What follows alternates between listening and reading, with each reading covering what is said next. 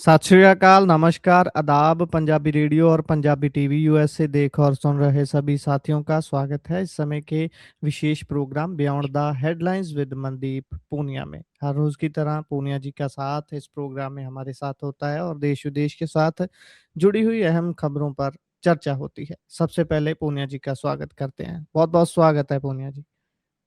जी, नमस्कार, सत श्री अकाल, आदाब।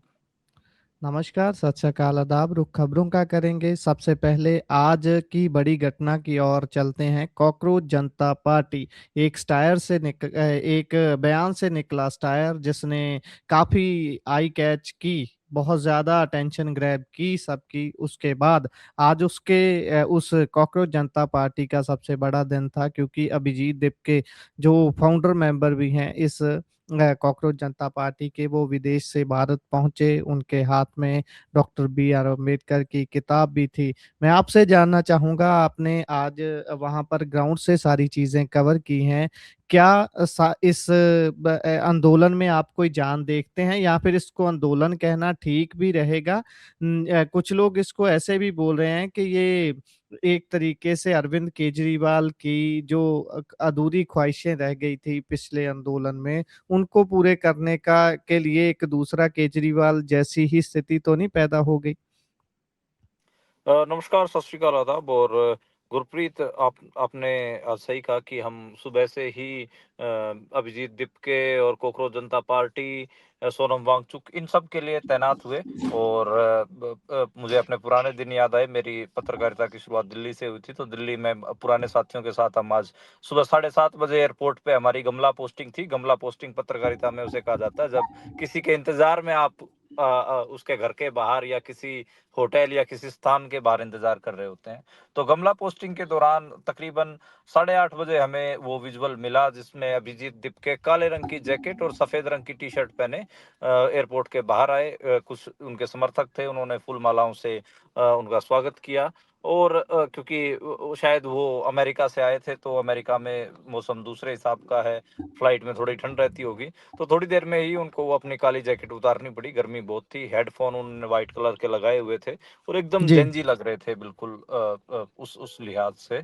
तो खैर, हम उसी उससे कुछ टाइम पहले हम पार्लियामेंट थाने भी गए, क्योंकि ये बार बार ये इनपुट आ रही थी कि शायद पुलिस उनको गिरफ्तार करके पार्लियामेंट स्ट्रीट थाने में रख सकती है। तो हम वहां पर भी जाके देखे, वहां पर भी लोग पहुंचे हुए थे, लगातार पुलिस से बातचीत कर रहे थे, उनके समर्थक वगैरह।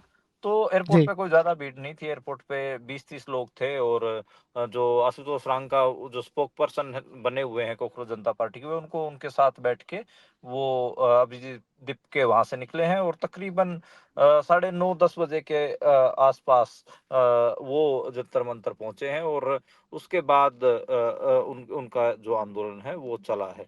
देखिए, 10 बजे के आसपास जंतर मंतर अभिजीत पहुंचे। वहां भीड़ उतनी नहीं थी शुरुआत में। मैं अगर 8, 8:30, 9 बजे की बात बताऊं तो उतनी भीड़ नहीं थी। लेकिन देखते देखते भीड़ आई, और मतलब भीड़ सिर्फ कोकरोच जनता पार्टी के लोगों की नहीं थी। बहुत सारे ऐसे लोग जो अलग अलग आंदोलनों में देखे जाते हैं, वो लोग भी पहुंचे हुए थे। लेफ्ट की जो स्टूडेंट विंग्स, आयसा वगैरह, वो भी पहुंची हुई थी। कुछ आम आदमी पार्टी के वर्कर्स भी दिखे। और जी। पत्रकारों की भीड़ बहुत ज्यादा थी। तो ऐसे जब हम रिपोर्टिंग कर रहे थे, उसी दौरान हमारे एक दोस्त ने कहा कि देखिए, फन कंटेंट दीजिए। तो कोकरोच जनता पार्टी वैसे भी मीम से बनी हुई पार्टी है, तो इस पे मीम टाइप कोई कमेंट कीजिए। तो बोले कि कौन लोग आए हुए हैं। तो मैंने कहा कि यहाँ पर दो किस्म के लोग आए हुए हैं। बोले कौन कौन। मैं कहा, एक तो कंटेंट क्रिएटर आए हुए हैं, क्योंकि ये सारे जी। जो इसके लीडर बने हुए हैं लगभग सारे कंटेंट क्रिएटर हैं। और दूसरे मैंने कहा कि जो वाना भी कंटेंट क्रिएटर हैं, यानी कि जो आगे भविष्य में कंटेंट क्रिएटर बनने की सोचते हैं, ऐसे लोगों को देख के वो आए हुए हैं। तो हंसने लग जी। गया। तकरीबन आज मैं बड़ा हैरान था कि 300 से 400 मीडिया कर्मी वहां मौजूद थे, और 300 से 400 के आसपास कंटेंट क्रिएटर मौजूद थे। तो वो जो 2,500-3,000 की भीड़ थी, उसमें आप कह सकते हो कि 30%, 33% कंटेंट क्रिएटर और पत्रकारों की भीड़ थी। दूसरा, मैंने चुटकुला मेरे दोस्त को कहा, हमारे पत्रकार दोस्त सारे खड़े थे, तो कहा कि मनदीप, आप लोग तो वो लोग हैं जो 2011 में अन्ना आंदोलन में के टाइम पे शावक होते थे, यानी कि यंग होते थे और अपना काम कर रहे थे उस समय। और अब 15 साल बाद दोबारा ऐसी चीज़ें देखने, 2011 के बाद 2026 में ऐसी चीज़ें देखने, 15 साल में क्या चीज़ें बदलती दिखी हैं, क्या देख रहे हैं? तो मैंने कहा कि देखिए, अब पहले लोग ज़्यादा होते थे जी, किसी आंदोलन में, आजकल पत्रकार ज़्यादा होते हैं आंदोलन में, लोग कम होते हैं। तो हँसने लग गया, बोला कैसे? मैंने कहा कि अब आप देखिए कि कम हर 2 आंदोलनकारियों पे 1 पत्रकार है, यानी कि हर आंदोलनकारी अलग-अलग मीडिया हाउस वालों से बात करके जा सकता है, यानी कि कोई ऐसा आंदोलनकारी घर सूखा नहीं जाएगा जिसने अपनी भड़ास किसी के कोई कैमरे पे निकालने का मौका ना मिले। तो इतने पत्रकार थे। खैर, दूसरा चुटकुला ये रहा। तो ऐसा मतलब कोई ऑर्गेनाइज़ चीज़ नहीं थी, लगातार जो नौजवान थे अलग-अलग किस्म की ढपलियाँ बजा रहे थे, अलग-अलग आलाप गा रहे थे। कोई कुछ नारे लगा रहा था, कोई कुछ नारे लगा रहा था। दोपहर को तकरीबन 1 बजे के आसपास सोनम वांगचुक हैं, वो भी पहुँचे और उन्होंने भी भाषण दिया। वहाँ पर जो डिमांड की गई, जो धर्मेंद्र प्रधान हैं, शिक्षा मंत्री, उनके जी, इस्तीफे की डिमांड की गई। साढ़े 3 बजे के आसपास अभिजीत की तबीयत बिगड़ गई थी और उसके बाद फिर उनको मंच के पीछे ले जाया गया और आंदोलन खत्म हो गया। साढ़े 3 बजे तो मैं ये पौने 4 बजे तक, 4 बजे तक तो झाड़ू झाड़ू लग चुकी थी। हमारे आखिरी पत्रकार दोस्त धर्मेंद्र ने वहाँ से वीडियो की, तो जब धर्मेंद्र वीडियो कर रहे थे तो वहाँ पर कुछ भी नहीं बचा था जंतर मंतर पे। तो जी, धर्मेंद्र ने वीडियो खत्म की और हमसे बात कर रहे थे, तो धर्मेंद्र ने मेरे को कहा कि क्या लगता है, यहाँ पर तो अब कुछ भी नहीं बचा। मैंने कहा कि आपको क्या उम्मीद थी? बोला कि मुझे तो उम्मीद था अन्ना हजारे की तरह यहीं पर जंतर मंतर पे ही ये लोग यहाँ पर रात बिताएंगे और यहीं रुक जाएंगे, ऐसा मैंने सोचा था। पहलवान आंदोलन में भी जैसे महिला पहलवान, उन सब ने तकरीबन 1 महीने तक जंतर मंतर पर आंदोलन चलाया था, वहीं जंतर मंतर के ऊपर वो रुक गए थे। तो बोले कि ये तो लेकिन चले गए हैं। 1 हफ्ते का अल्टीमेटम देके आंदोलन को वहीं 3:30 बजे कंक्लूड कर दिया गया। सोनम वांगचुक और अभिजीत दीपके जैसे लोगों ने कहा कि 1 हफ्ते के अंदर अगर धर्मेंद्र प्रधान का इस्तीफा नहीं होगा, तो कोकरोच जनता पार्टी दोबारा से कहीं न कहीं जंतर मंतर पे आंदोलन करने आएगी। मुझे लगता है कि जितनी भीड़ 2,500-3 हज़ार लोग आज जुट गए थे, अगले शनिवार को इतने लोग नहीं जुटेंगे। मैं ये कहूँगा कि ये इनका पीक था, एक हिसाब से जी, लोगों को। और मतलब हमारे जैसे कल रात को जब हम प्रेस क्लब में बैठे थे पत्रकारों के बीच में, तो सभी ये अंदाजे लगा रहे थे कि कितने लोग आएँगे। कोई 500 लोग कह रहा था, कोई कह रहा था कि देश का जेन ज़ी सड़कों पे उतर जाएगा, 10,000 से ज़्यादा जेन ज़ी होगा, कोई 50,000 से ज़्यादा जेन ज़ी बता रहा था। तो जेन जी जनरेशन के लोग भी बहुत कम थे, मतलब ऐसा नहीं है कि जो आज 2-3 हज़ार का कट था उसमें सारे ही जेन जी थे। मतलब जी, मैं ऐसे लोगों को भी देख रहा था जिनकी उम्रें ठीक-ठाक हो रखी हैं, या फिर जो अलग-अलग आंदोलनों में देखे जाते हैं, पुराने आंदोलनकारी लोग ये सब। तो ख़ैर, जेन जी का जिस किस्म से उम्मीद थी कि उतरेगा, वैसा तो नहीं दिखा। रही बात कि इस फिनोमेना को कैसे देखें, क्योंकि अरविंद केजरीवाल, अन्ना हज़ारे का आंदोलन सब हम लोगों के दिमाग में चल रहा था। और ये वही जगह हैं, रामलीला मैदान, जंतर मंतर, जहाँ पर हम मतलब बहुत नौजवानी से अपनी पत्रकारिता की एबीसी वगैरह सीखे हम लोगों ने, यहीं पे चीजें की। तो हमें हमें तो बड़ा वो वही लग रहा था, जैसे हमें तो चुनाव चिन्ह का लगा, जैसे चुनाव चिन्ह आम आदमी पार्टी का झाड़ू था। झाड़ू जी, सफाया कर देगी और एकदम से बिल्कुल कॉमन उसमें जुड़ रही थी जाके। सेम कोकरोच जनता पार्टी का जो कॉकरोच है, वो भी झाड़ू जैसा ही आइटम है। मतलब झाड़ू को भी कहाँ कोई पवित्र मानता है। ठीक है, कॉकरोच को जी, भी ऐसे ही कोई पवित्र नहीं मानता। खैर, तो ये मामला है, मतलब जो चिन्ह है, सिंबल्स हैं, वो तो वैसे ही हैं। और आम आदमी पार्टी से इन लोगों की एफिलिएशन भी रही है, ये आप हम जानते हैं। आशुतोष रांका भी आम आदमी पार्टी में रहे हैं, विजेता दहिया आम आदमी पार्टी में रहे हैं। वो लड़का सौरभ दास, जिसको चीफ स्पोक्स पर्सन बनाया है इन्होंने, वो लड़का भी है तो इंडिपेंडेंट जर्नलिस्ट, लेकिन वो आम आदमी पार्टी के कितना नजदीक है ये बताने की जरूरत नहीं है हमें भी। मतलब आम आदमी पार्टी का ही लड़का है वो। तो खैर, ये खुद अभिजीत दीपके 2020 से 2022 तक मीम्स बनाता था, लेकिन सैलरीड था ये। मतलब आम आदमी पार्टी के तनख्वाह के ऊपर काम करता था। खैर, जी, अभी मुझे लगता है कि जितना सोच रहे थे उतना तो मतलब सामान नहीं है इनकी दुकान में। तो और ना इनको पता है कि आंदोलन कैसे होते हैं, क्या चीजें चाहिए होती हैं, क्या व्यवस्थाएं होती हैं, और लोगों को कैसे ट्रीट करना होता है। जो लोग इनके आंदोलन में आते हैं उनके साथ मतलब कुछ मुझे आगे खास भविष्य दिखता नहीं है। मुझे बस वही जो हम तकरीबन 1 सप्ताह पहले जब बात कर रहे थे कि एकदम से 23 मिलियन जो फॉलोअर हो गए। मुझे लगता है कि वो जो 23 मिलियन फॉलोअर थे, वो कॉकरोच शब्द कहने पे आपत्ति थी उन 23 मिलियन नौजवानों को, जो सीजीआई ने कहा, बेरोजगार नौजवानों का जो मजाक उड़ाया, कॉकरोच उनको कहा, उसके खिलाफ वो गुस्सा था। उसको ये सोचोगे कि आप पॉलिटिकल पार्टी में तब्दील कर लोगे, वैसा मुझे भविष्य दिखता नहीं है। और मुझे मुझे नहीं लगता कि सोनम वांगचुक या फिर ये जो अभिजीत दिपके वगैरह हैं, ये कोई पॉलिटिक्स को, कोई पार्टी को खड़ी कर पाएंगे। आम आदमी पार्टी जैसा ही पॉलिटिक्स दोबारा रिपीट नहीं होने जा रही। जी। और एक सवाल मेरा ये भी है कि इस आंदोलन को तारपीडो करने की कोशिश सीधे तौर पर पुलिस ने इतनी की नहीं। जैसे ये माना जा रहा था कि दीपके को वो एयरपोर्ट से ही अरेस्ट कर लेगी पुलिस, उसको ले जाएगी, इनका आंदोलन तारपीडो करने की कोशिश होगी। वैसी कोशिश क्यों नहीं की गई? मतलब ये भी बहुत लोगों का सवाल है, कहीं ये भाजपा भी बैक ही तो नहीं कर रही इनको?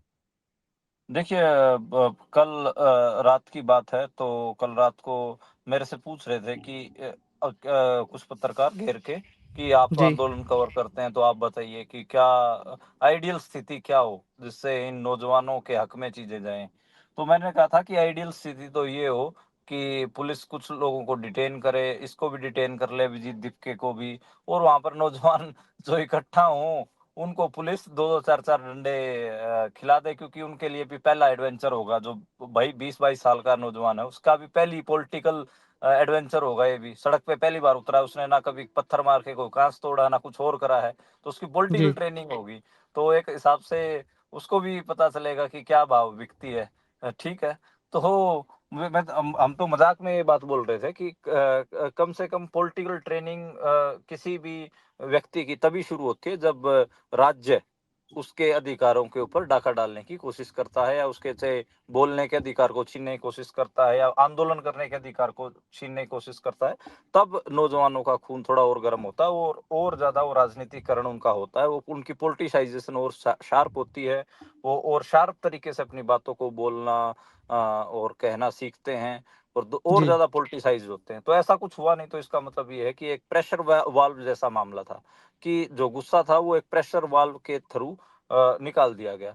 तो मुझे लगता है कि पुलिस ने और प्रशासन ने और राज्य ने, अगर नेशन स्टेट की बात कर रहे हैं अपन इस मामले में, तो नेशन स्टेट ने सोचा कि हमें इस उम्र के नौजवानों के साथ कोई ज्यादा पंगा लेने की जरूरत है नहीं।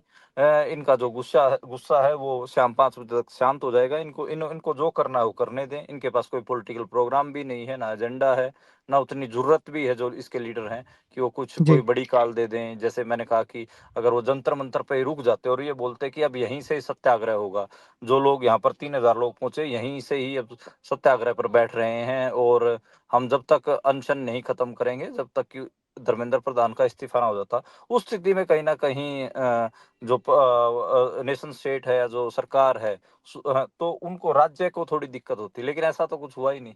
तो वही मैं कह रहा हूँ कि ये शुरुआत से ही इनकी जो स्टेटमेंट्स थी, इनकी जो पॉलिटिक्स जो ये बोल रहे थे, उससे सरकार को ये समझ आ रहा था कि कोई बहुत बड़ा खतरा हमारे लिए है नहीं। इनका ये गुस्सा है, ये एक दिन में निकल जाएगा, इनकी हवा निकल जाएगी, तो निकलने देते हैं, इनके साथ छेड़खानी नहीं करते हैं। जी। तो इसका मतलब है कि जो अंदर की भड़ासी थी सारी जेनज़ीज़ की, एक बार मान भी लें हम, तो वो अभी शांत हो जाने की वजह से अगली कॉल जो अगले शनिवार की बताई गई है, उसमें इससे विपरीत स्थिति होगी कि गिनती हाँ, कम इससे कम कम होती लोग। जाएगी। हाँ, ये भीड़ कम होती जाएगी। अब मेरे को नहीं लगता कि ये कोई मतलब बड़ी मूवमेंट खड़ी कर पाएंगे। हाँ, ये कुछ जी। टाइम के लिए सोशल मीडिया सेंसेशंस ज़रूर रहेंगे। जो भी लोग, जो भी पत्रकार इनके इंटरव्यू वगैरह करेंगे, इनके बारे में खबरें चलाएँगे, तो उससे सोशल मीडिया पर ज़रूर ज़्यादा व्यूज़ आएँगे। लेकिन ग्राउंड पर वैसी स्थिति, जैसी अब ये सोच रहे हैं, वैसी स्थितियाँ क्रिएट इनके हक में नहीं होंगी। अच्छा, बीजेपी इंडोर सेटलमेंट्स पे भी काम करेगी या उसकी ज़रूरत नहीं है? आपको क्या लगता है? नहीं, इतने बड़े प्लेयर नहीं है। देखिए, सेटलमेंट्स हुँ, उनके साथ होती हैं जो जब किसी भी, आप और मैं किसी के साथ टेबल पर तभी बैठेंगे ना, जब हमें उससे थ्रेट होगी या लगेगा कि ये हमारा कोई नुकसान कर सकता है। टेबल जी। टॉक्स हमेशा वहीं शुरू होते हैं जब सच में ही अगले सामने वाले में कोई दम होता है, उसमें कोई वजन होता है। अगर वो अगले वाला बहुत हल्का होता है, तो अपन यही बात बोलते हैं कि कोई नहीं यार, अपने आप चिल्ला विल्ला के चला जाएगा। इतना थोड़ी ना जी। है। तो वो वाली स्थिति है, मुझे नहीं लगता कि सरकार कोई टेबल टॉक के लिए इनको इनवाइट करेगी। जी, बिल्कुल।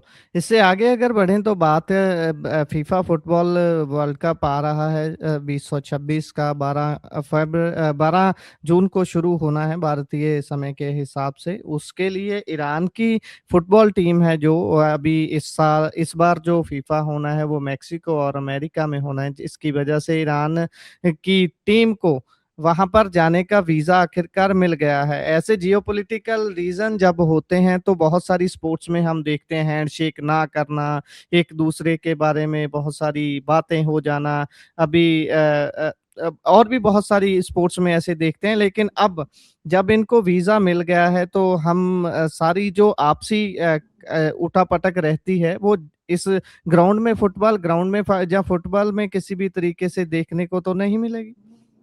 नहीं, ऐसा नहीं है। देखिए, सही आपने फरमाया कि ईरान, इसराइल और अमेरिकी जंग के बीच में ईरानी फुटबॉल टीम को अमेरिका का वीजा मिला है, यहाँ पर भी है। और जो जी। झोल, छोटा मोटा झोल नहीं है। वो जो झोल है वो इस बात का है कि जो स्पोर्ट्स स्टाफ होता है टीम के साथ, कोचेज होते हैं, जो मैनेजर वगैरह होते हैं, उनको वीजा नहीं दिया गया है। तो इसको ईरान ने कहा कि अमेरिका हमारे साथ भेदभाव कर रहा है। खैर, टोटल अगर बात करें तो जो फुटबॉल महासंघ है के जी। जो अधिकारी हैं वो कह रहे हैं कि 14 अधिकारी स्पोर्ट्स स्टाफ समेत वो लोग अभी वीजा का इंतजार कर रहे हैं। तो खैर, ये एक बात है। और सही आपने कहा कि 12 जून से 19 जुलाई तक ये टूर्नामेंट चलेगा, अमेरिका, कनाडा और मेक्सिको में होगा। और जी। पहली बार ऐसा हो रहा है कि फीफा में 3 जो देश हैं वो इसकी मेजबानी कर रहे हैं और कुल 48 टीमें हिस्सा लेंगी। तो खैर, इसमें ईरान का जो शेड्यूल है वो पहला मैच तो न्यूजीलैंड के साथ है, कैलिफोर्निया में होगा, कनाडा में। और दूसरा बेल्जियम के साथ है उनका 21 जून को, कैलिफोर्निया में होगा वो भी। तीसरा 26 जून को है इजिप्ट के साथ, और वो सिएटल में होगा। तो खैर, देखते हैं कि स्थितियां कैसे रहती हैं। अभी तो यही बात चल रही है कि ट्रंप की और ईरानी सुप्रीम लीडर की मुलाकात संभव हो सकती है, क्योंकि ये जो डील के जो डिप्लोमेसी चल रही थी, शांति वार्ता की जो बात चल रही थी, उसमें बहुत सारी चीजें सिरे चढ़ी हुई हैं। तो ये भी एक कयास इस वीजा मिलने के बाद ईरानी खिलाड़ियों को ये लगाया गया कि शायद उनकी जो डिप्लोमेसी हो थोड़ी और आगे तक जाए। खैर, इसराइल इस मामले मतलब बहुत सारे चीजों में बहुत नालायकी दिखा रहा है। जैसे लेबनान में उन्होंने हमले बंद नहीं किए हैं, वहां पर उनके हमले जारी हैं। जो हालांकि इस सारे के बीच में वेस्ट एशिया का जो क्राइसिस है ब्रेंट क्रूड का, वो दिख ही रहा आपको और हमको। इवन अमेरिका ने जो होर्मुज में नाकेबंदी कर रखी है, तो ईरान का जो ब्रेंट क्रूड का निर्यात है वो भी 84% तक गिर गया है। ईरान के बड़े टैंकरों की जगह छोटे जहाजों से तेल भेजना पड़ रहा है। तो खैर, तो वो इसलिए कर रहे हैं ताकि अमेरिकी कार्रवाइयों से बचा जा सके। आयरलैंड ने भी इजरायली मंत्रियों के ऊपर बैन लगाया है। तो खैर, ये भी एक खबर है कि यूरोप में इसराइल को लेकर लोग सीरियसली बात कर रहे हैं। तो आयरलैंड ने कहा है कि इसराइल के कारण बहुत सारे ह्यूमैनिटी का नुकसान हो रहा है। खैर, जी। ये कुछ खबरें थी जो मुझे लगता है कि जिनके बारे में बात होनी चाहिए। बाकी जो आपने बात की हैंडशेक वाली, जो भारत पाकिस्तान के बीच जो विवाद हुए और बांग्लादेश के साथ जो आईपीएल के विवाद हुए, यहाँ थोड़ा ज्यादा कड़कपन है, ज्यादा ये इंसानी कौम के थोड़े ज्यादा बड़े दुश्मन बन के दिखा रहे हैं आजकल। नए नए हैं हालांकि। खैर, देखते हैं कि स्थितियां आगे क्या रहती हैं, क्या ईरान के जो फुटबॉल टीम है कैसा परफॉर्म करती है। तो आने वाले दिनों में पता चलेगा जब मैच होंगे उनके। बिल्कुल बिल्कुल।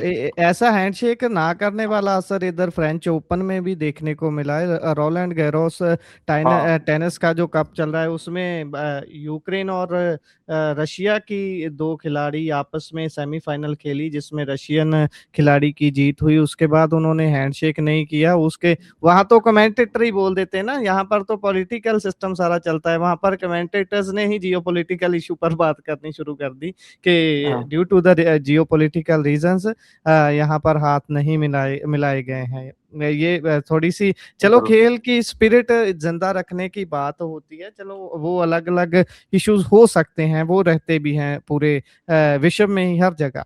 खैर, इससे आगे बढ़े तो बात करें सीजेआई सूर्यकांत के लंदन में हुए कार्यक्रम की, जहां पर सवाल पूछने से रोका गया है। हाँ, ये खबर वैसे मैंने ही ब्रेक की थी परसों, जी। और मैंने ट्वीट डाला था, और ट्वीट डालने के बाद वो काफ़ी वायरल हो गया। वहाँ पर हमारे जिस यूनिवर्सिटी में सूर्यकांत अपनी बात रखने के लिए गए थे, वहाँ पर हमारे एक वकील दोस्त सुरेंद्र नारा वो मौजूद थे। वो पंजाब हरियाणा हाई कोर्ट में वकील होते थे, आजकल लंदन में हैं। तो जी। उन्होंने मेरे को फ़ोन किया, तो मैंने कहा कि सीजीआई का विरोध करने के लिए कुछ लोग आएँगे और कुछ लोग सवाल भी पूछेंगे। बोला, अच्छा। मैंने उनको कहा कि वीडियो बना लेना, और वो वीडियो मुझे तुरंत सेंड कर देना, क्योंकि मैं एक खबर ब्रेक करना चाहता था कि हाँ, सीजीआई बाहर गए हैं, तो उनके उनसे लोगों ने सवाल पूछे, कॉकरोच के बारे में भी, और डाइसेंटिंग वॉइसेस को दबाने वाले मामले में भी।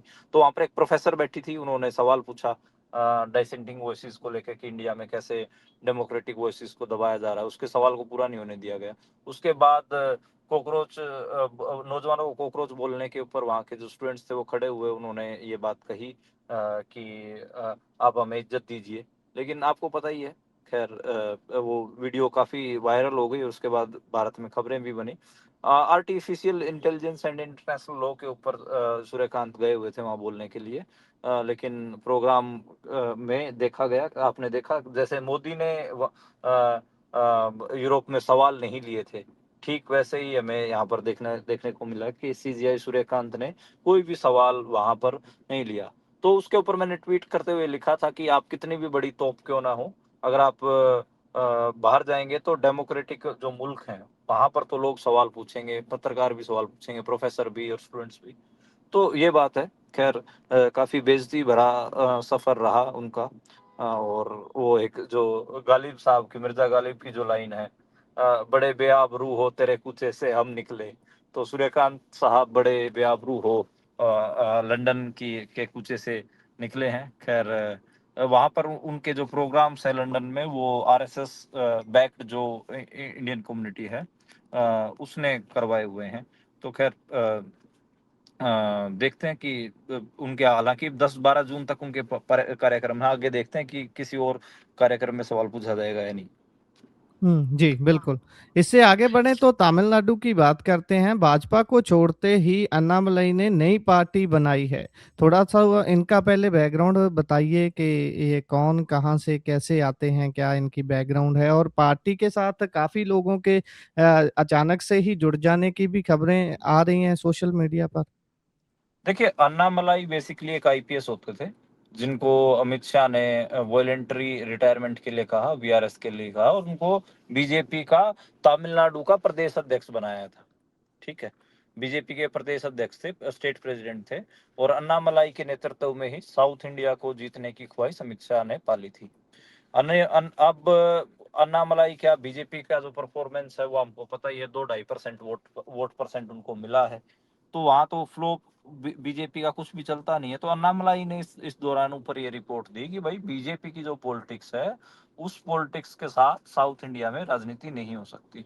तब ये बताया गया कि बीजेपी ने फिर उनको कहा कि आप फिर एक रीजनल फोर्स के तौर पर वहां पे काम करिए, एक पार्टी बनाइए, और अपने लोगों के हिसाब से, वहां के लोगों के हिसाब से इशू चलाइए, लेकिन आप तालमेल हमारे साथ रखिए। तो उस हिसाब से अन्नामलाई कहीं ना कहीं अब रीजनल फोर्स के तौर पर अपने आप को रजिस्टर करवा रहे हैं, और वहाँ पर बहुत सारे इश्यूज के साथ, लोकल इश्यूज के साथ उन्होंने पार्टी बनाई है, और ये दावा कर रहे हैं कि हजारों लाखों लोग उनसे जुड़ गए हैं इस आंदोलन में। तो खैर ये बीजेपी की प्लानिंग रहती है कि जहाँ पर वो खुद सीधे तौर पर एंटर नहीं कर पाती, वहाँ पर वो अन्नामलाई जैसी फोर्सेस को इंडिपेंडेंटली ग्रो करके, खड़ा करके खलारा जरूर डाल देती। तो ये मेरे हिसाब से मुझे लगता है कि तमिलनाडु की पॉलिटिक्स में खलारा डालने के लिए उनको खड़ा किया जा रहा है रीजनल फोर्स के बतौर।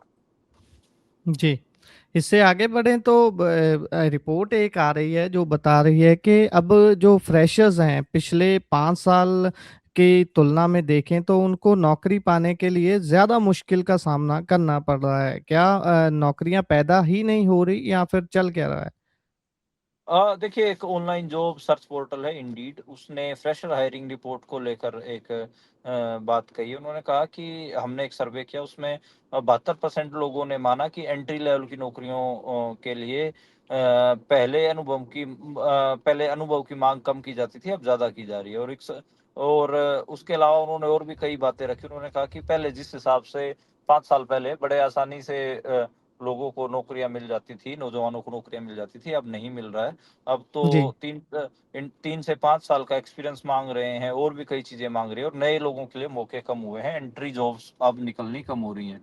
और बहुत सारे लोगों ने स्टाफ भी कम किया है।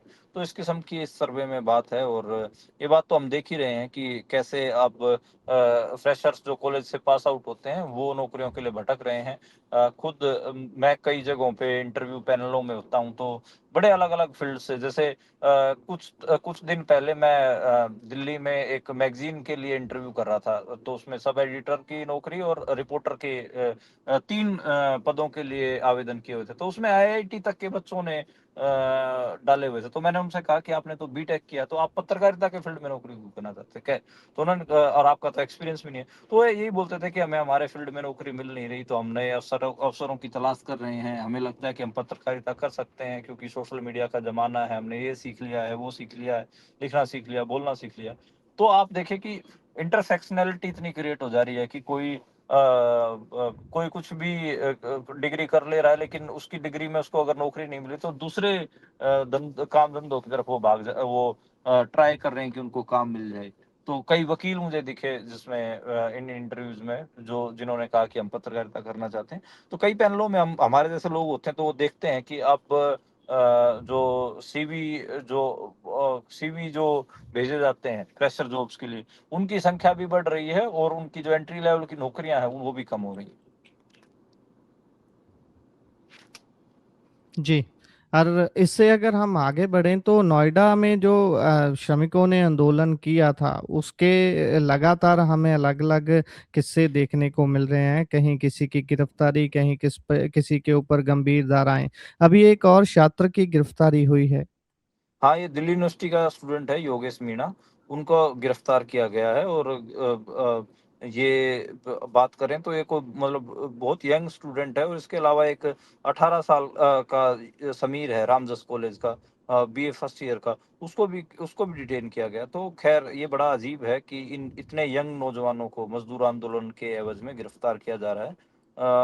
पहले भी अब जैसे हमने बात की थी कि एक इंजीनियर आदित्य आनंद का, एक हिमांशु ठाकुर की गिरफ्तारी, पत्रकार सत्यम वर्मा की गिरफ्तारी थी, एक लड़की है डीयू की आकृति, उनकी गिरफ्तारी थी। तो मजदूर आंदोलन में जो कुछ हुआ, उसके बाद से लगातार सिविल सोसाइटी के लोगों की गिरफ्तारियां, ये थोड़ा अजीब है। तो ये चल रहा है, और मेरे को लगता है कि ये अगेन यूनिवर्सिटी कैंपसेस में खौफ पैदा करने की के लिए हो रहा है, ताकि ऐसे जो नौजवान या ऐसे लोग जो आंदोलनों में शामिल होते हैं, उनको एक मैसेज दिया जा सके कि आप आंदोलनों में शामिल होना बंद करें। जी। इससे आगे बढ़ें तो बात उत्तराखंड की करते हैं। चारधाम यात्रा के पहले 45 दिनों में ही 120 तीर्थ यात्रियों की मृत्यु की खबर आ रही है।